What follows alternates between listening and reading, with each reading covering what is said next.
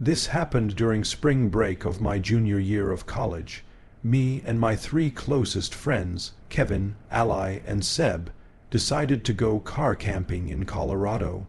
We'd been doing these trips together since freshman year, but we were all pretty broke that semester, so we went with dispersed camping instead of paying for an actual campground. I found this spot on one of those camping apps that showed free sites. It was somewhere outside of Buena Vista, tucked back on this Forest Service road that seemed to go on forever. The four of us had done enough camping together that we knew what we were doing. We got there around late afternoon and found this clearing near what looked like it used to be a creek bed. It was completely dried up, but you could tell water had run through there at some point. The area was pretty isolated. We didn't see any other campers or even tire tracks from recent visitors. It was honestly perfect for the kind of vibe we were going for. We set up our tents in a loose cluster, maybe 15 ft apart from each other. Nothing fancy about the arrangement, just wherever the ground looked level and didn't have too many rocks. I don't even remember what we did that night. Probably just drank a few of the beers we brought while playing cards. We were all pretty tired from the drive, so we called it around 11:00 and went to our separate tents. I remember sleeping really heavily that night, which was weird for me to begin with, but especially during a camping trip usually. And this is when I'm sleeping on a comfortable bed in a climate-controlled room. I wake up multiple times from being cold or needing to pee or whatever else. Point is, I'm a very light sleeper, and during a camping trip, forget it. I'm used to waking up at least 3 times, but that night I felt completely knocked out, like I'd taken a sleeping pill or something. When I woke up the next morning, something felt off immediately. I unzipped my tent to get some fresh air, and then I just froze. I noticed it immediately. All 4 of our tents had been moved, like not ruffled or roughed up by an animal, actually moved. They were arranged in this perfect square formation around a pile of stones that definitely hadn't been there when we went to sleep. Part of me felt like I was still dreaming. That's how bizarre and borderline unbelievable the sight before me was. Each tent had been relocated maybe 20 or 30 ft from where we'd originally set them up. But that's not really what freaked me out. The stakes were still perfectly secured in the ground, and nothing inside any of the tents had been disturbed. My sleeping bag was exactly how I left it. My phone was still plugged into my portable charger, and all my other gear was in the same spot. Nothing was missing from my tent, which I checked, double-checked, and triple-checked. I thought I was going crazy. I yelled to wake up my friends. Kevin was the first one to emerge from his tent, and I didn't even have to explain the situation to him. I could see on his face that he was experiencing the same confusion I was. Ally and Seb crawled out a few seconds later, and as I watched them take a look around at the campsite, it was the exact same thing. None of us remembered anything, but then Ally mentioned that she'd had this really vivid dream about walking in a lion through some kind of desert landscape, while someone counted her steps out loud. And then Kevin chimed in saying he had a dream about being in the army, marching alongside his fellow soldiers. Seb didn't remember having a dream, and neither did I, but we found it odd that both Ally and Kevin had eerily similar dreams. The vibe between the 4 of us was really weird but hard to describe. It was almost like we were reading each other's minds. It's kind of hard to express the feeling, but it really did feel like we were more connected than we had been the night before, but in a bad way. I remember looking back and forth between them, trying to figure out what it was that I was feeling around me. The best way I can think to describe the feeling is what it would have felt like if there was a 5th person watching all of us who was also part of all of us. We examined the campsite a little more carefully, looking for clues or anything that would help us piece together what happened. At first, Kevin suggested that maybe we had just gotten really drunk and forgot about what we did the night before. But this theory was shattered in about 5 seconds. We found these drag marks in the dirt leading from where each tent had originally been positioned to where they ended up. The weird thing was the drag marks stopped about 10 ft short of each tent's final location, like someone had dragged them partway and then lifted and carried them the rest of the distance. The pile of stones in the center was even stranger. There were exactly 4 stones, and they were balanced on top of each other like some kind of sculpture. It actually would have been pretty were it not for the circumstances. Kevin walked over to get a closer look, and as he was leaning in to examine the top stone, he tripped and ended up knocking the whole thing over. The stones just kind of tumbled to the ground, nothing dramatic. For a second, the 4 of us just stood there in silence, staring at the scattered stones, and then things went from a 5 to a 10. At the exact same time, all 4 of us started hearing this low rumbling sound coming from somewhere in the distance. It sounded like rocks grinding against each other, not like an earthquake or anything, more like an old stone door being pushed open.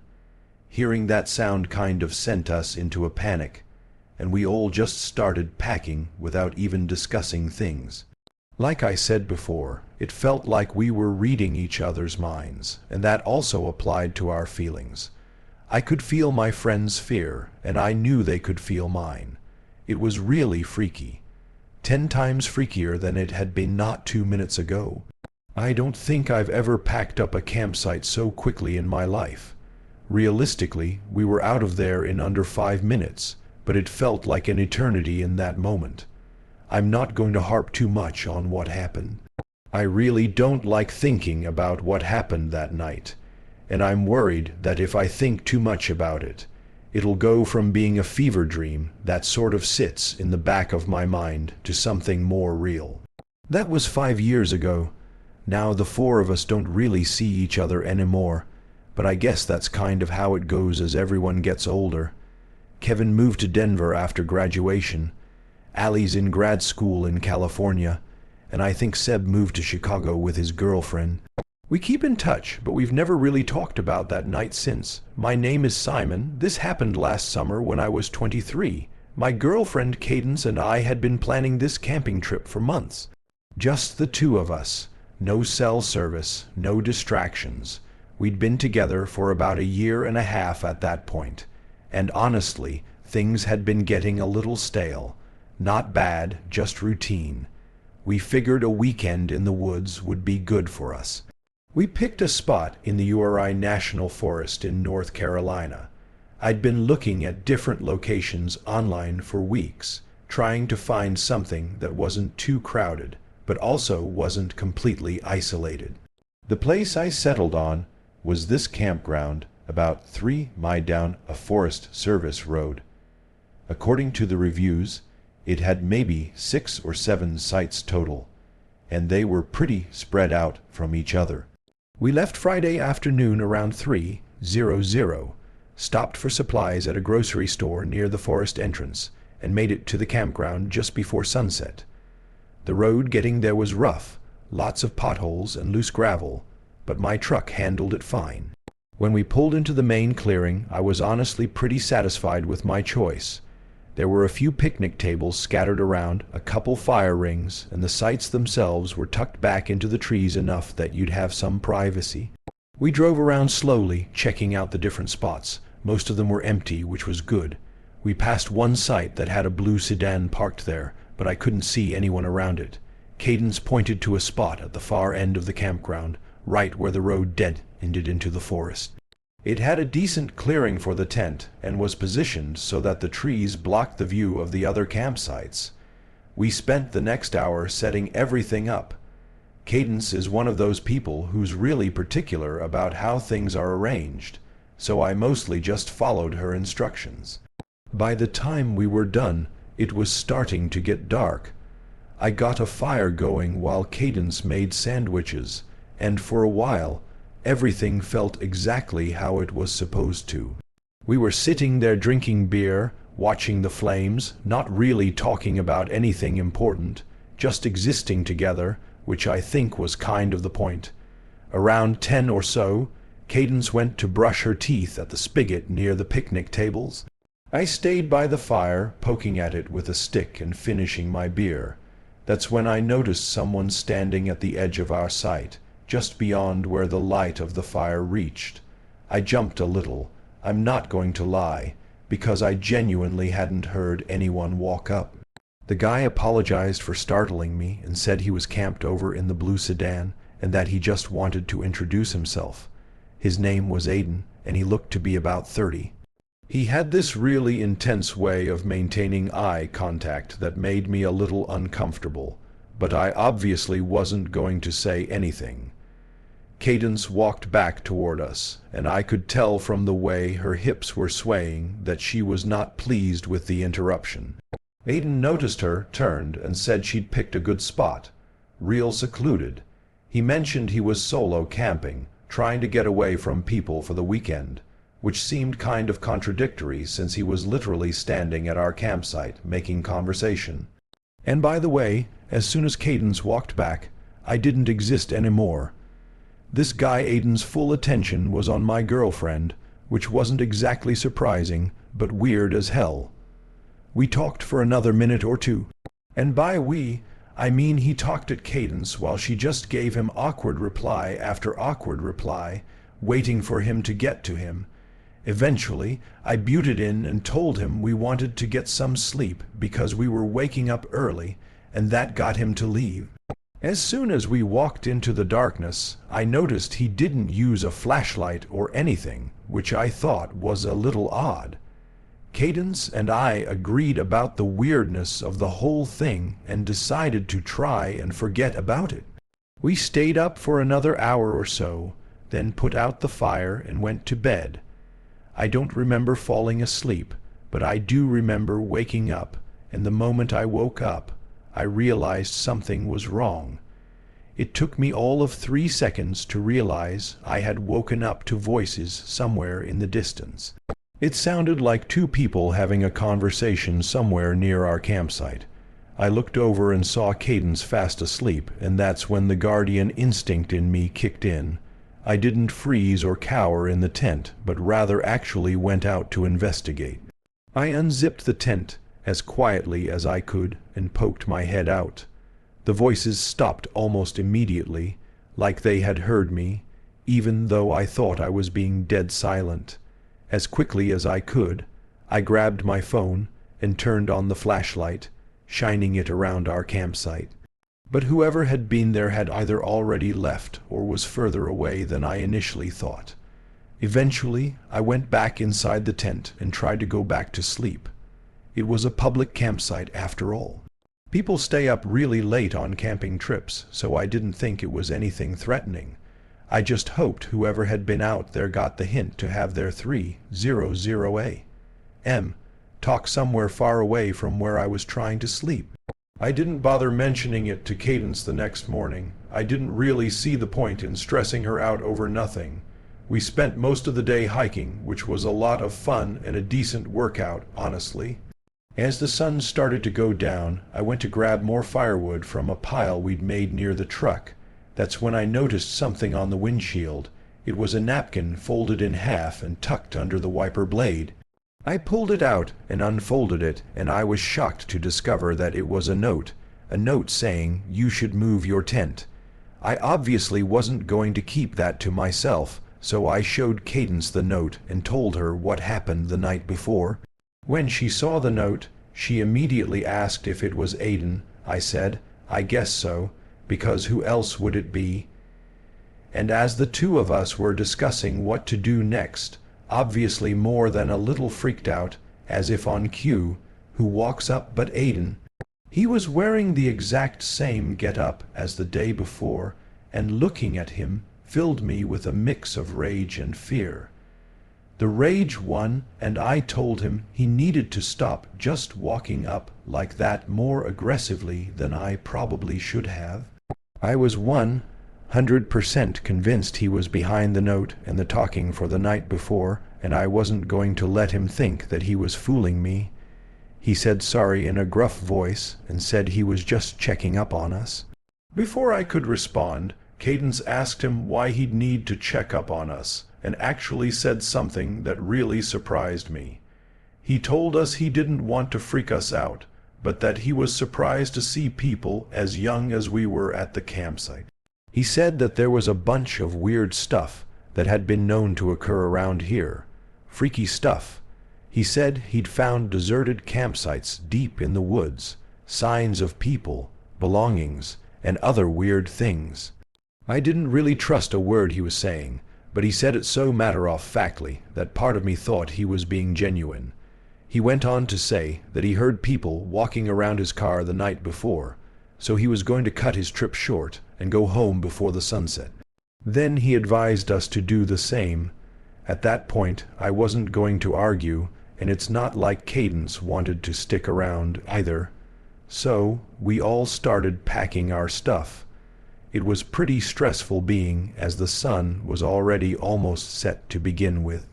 I could tell Cadence was starting to freak out because her hands were shaking as she was putting stuff in the car, and I tried my best to calm her down, but I wasn't feeling great about things either. We finally finished getting everything in the car, and I started pulling out without another word.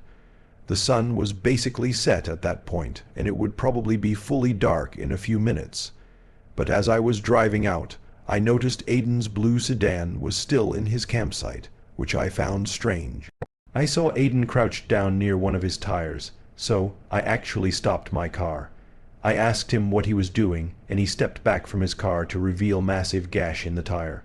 Something that was definitely done deliberately.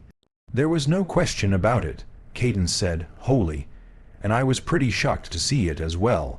I didn't know what to do. At first, he asked if I could give him a lift, but Cadence whispered that she wouldn't be comfortable with that. So I told him I couldn't, which led him to ask me if I would call the police for him as soon as I got service, and I told him I would. I pulled out of the campground and started down the dirt road.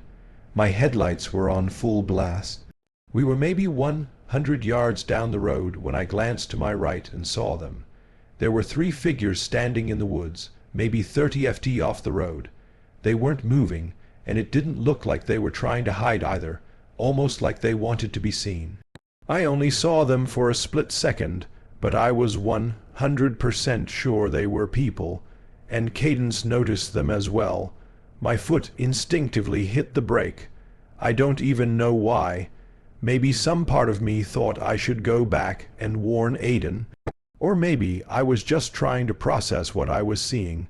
But before I could think it through, Cadence grabbed my arm and screamed at me to drive, like a genuine scream. So I did. Cadence didn't say anything the entire way back to the main highway. As soon as I got service, I pulled over and called 911. I told them everything, and the dispatcher said they'd sent someone to check on him. We never heard back from them. I wasn't really expecting to, but I had this sick feeling that something really wrong happened to Aiden and that I was partly to blame. Cadence tried to reassure me that he was in on the whole thing, which is a possibility, but I think that's just a way to cope more than anything. Either way, this is still something I think about from time to time. So this was 2 days ago. I was 28 at the time, working remotely as an IT consultant out of Bozeman. The job wasn't anything special, but it paid okay, and being able to work from anywhere in the world was a huge plus for me. Unfortunately, I was going through kind of a rough patch at the time. I had just gotten divorced about 3 months earlier, and I wasn't handling it well.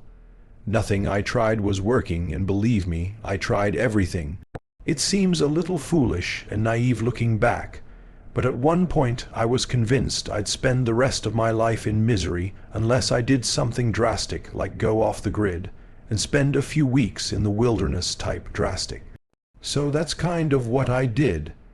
Camping has always been a big part of my life, so trekking out in the wilderness all alone isn't actually as crazy as it sounds, at least for me. I'm actually a lifelong scout. Couldn't make Eagle quite in time, but the point is, I know my way around wilderness better than most. I've got my old man to thank for that. I didn't want to go anywhere where there'd be other people around, though. That would have defeated the whole point. I needed to be alone, So I did what any reasonable person does at 2 a.m. when they can't sleep. I went down the internet rabbit hole. Eventually, I found this old Montana backcountry camping forum that had a bunch of posts about some unofficial sites in the Helena Lewis and Clark National Forest. So, right then and there, I made the decision. The next morning, I planned everything out. The only person I told where I was going was my brother, and I didn't even mention the specific spot to him, just a vague description of the general area. I had a bunch of PTO saved up, so missing a week or so of work wasn't the end of the world.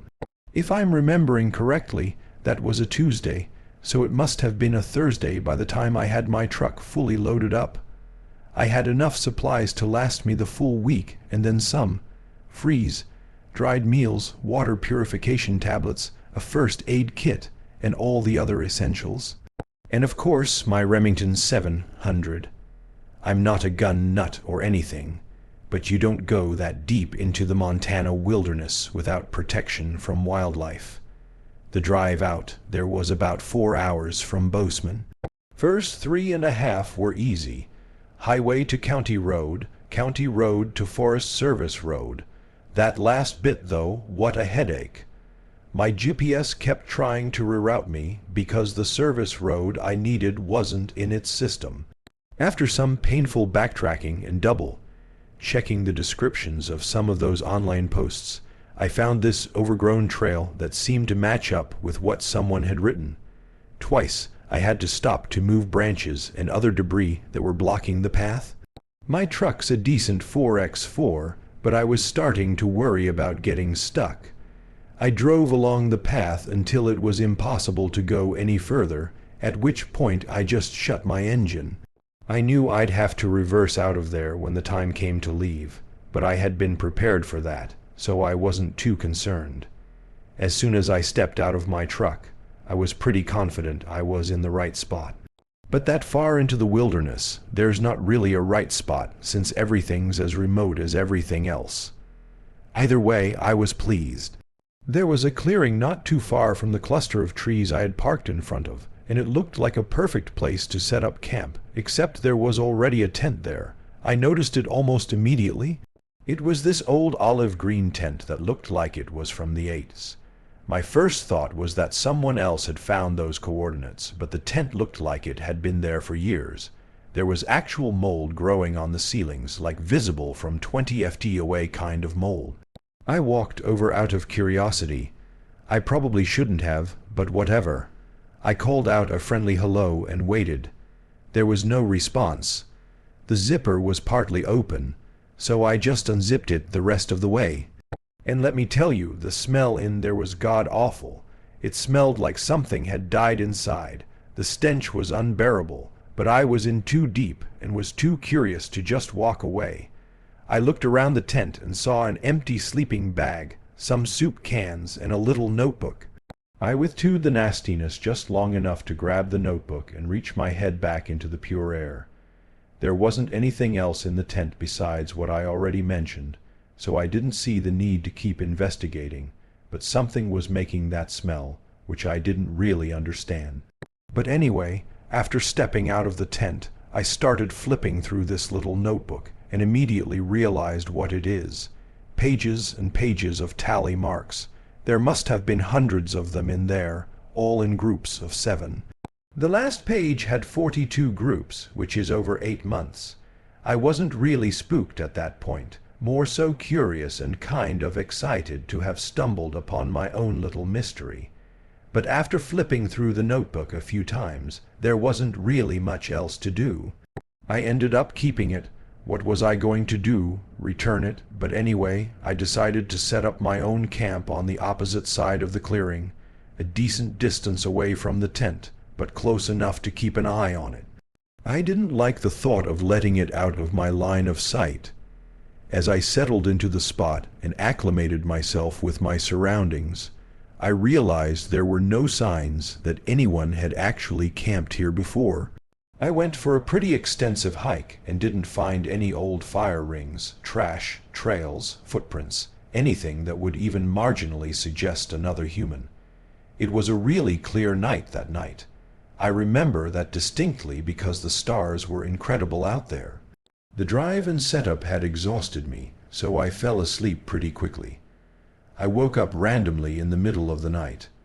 I had no idea what time it was, but I knew for a fact I didn't wake up to nothing.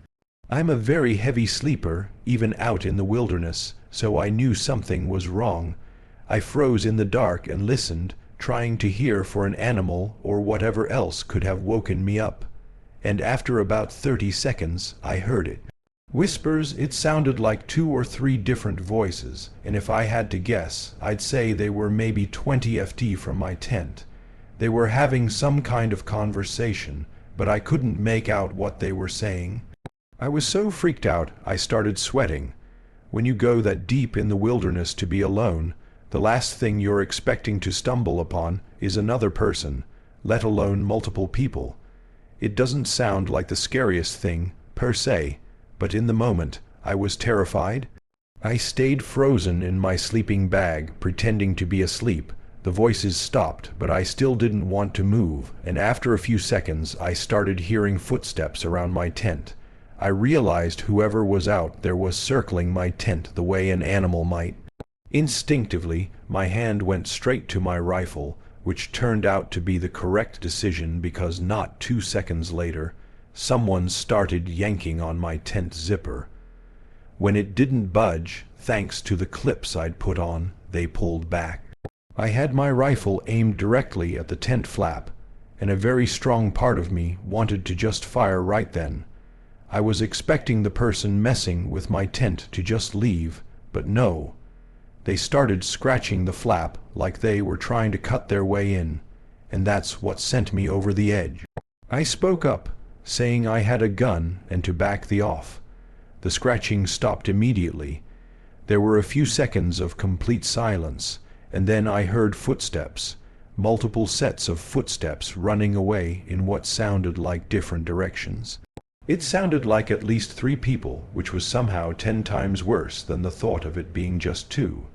They didn't all run the same way, which struck me as strange. I didn't sleep much that night, but I felt very safe with my rifle by my side. As soon as the sun rose, I unzipped my tent and stepped outside, making a big show of brandishing my rifle. I immediately looked over at where the old moldy tent had been. It was gone. I walked over to the spot where I knew it had been. There was no ground depression, no stake holes, nothing. The grass wasn't even flattened, but I knew for a fact there had been a tent there. I had stared at it for hours the previous day.